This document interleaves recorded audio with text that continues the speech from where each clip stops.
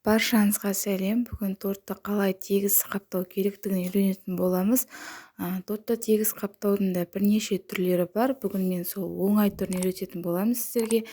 Сол үшін видеоны соңына дейін қараңыздар. Бізге керек заттар: сары май 100 грамм, сахарный пудра 80 грамм, творожный сыр 450 грамм. Бұл рецепт 2 килограммдық тортқа арналған.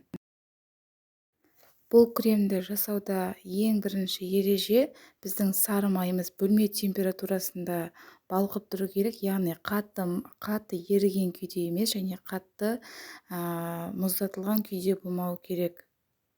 Дәл видеодағыдай бірінші кезекте сары май мен қант ұнтағын жақсылап араластырып аламыз.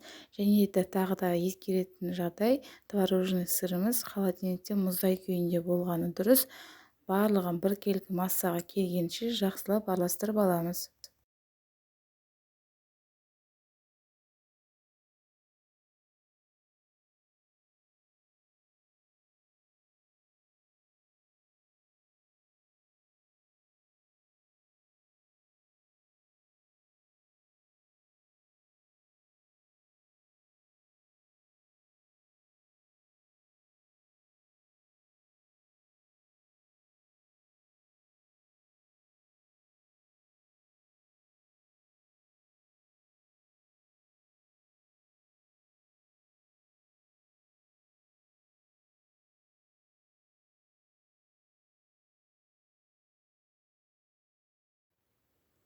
Міне, кремімізді жақсылап біркелкі массаға келгенге дейін ешқандай түйіршік қалдырмай жақсылап араластырып алдық.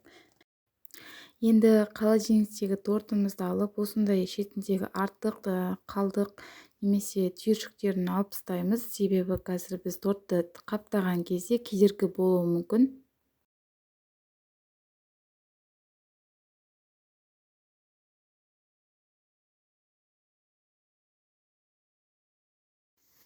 Және де кремді осындай мешокқа салып алған өте ыңғайлы. Себебі қазір кремді бір жері қалың, бір жері жұқа жағылмас үшін, бір тегіс қалыпта жағылу үшін осы силиконды мешок ыңғайлы болады.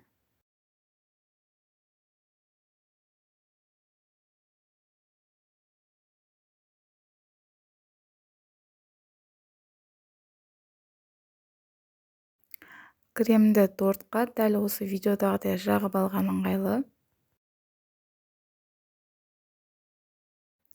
Арнайы тортқа арналған осындай шпательдердің көмегімен торттың қырын шығарып, әдемілеп, бір тегіс етіп қаптап аламыз.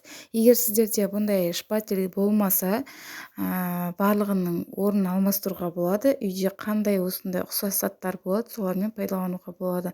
Мен мысалы басында бұндай арнайы заттарым болмаған кезде кәдімгі сызғышты қолданатын едім.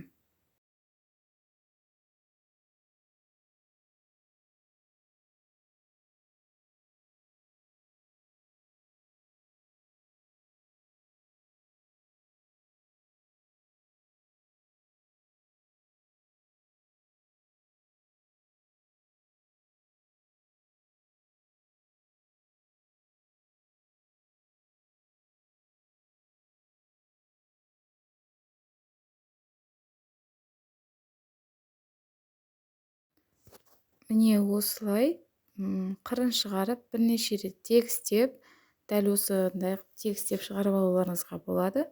Құрамына көп зат кетпейді.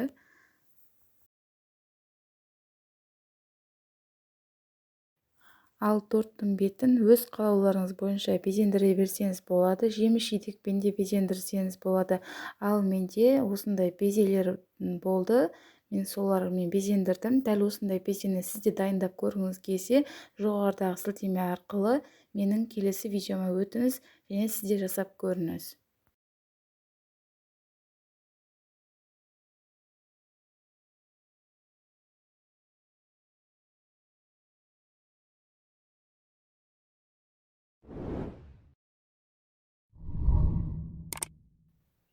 Және де бұдан да басқа рецепттерді жіберіп алмас үшін менің арнама тіркеліп алуды ұмытпаңыз.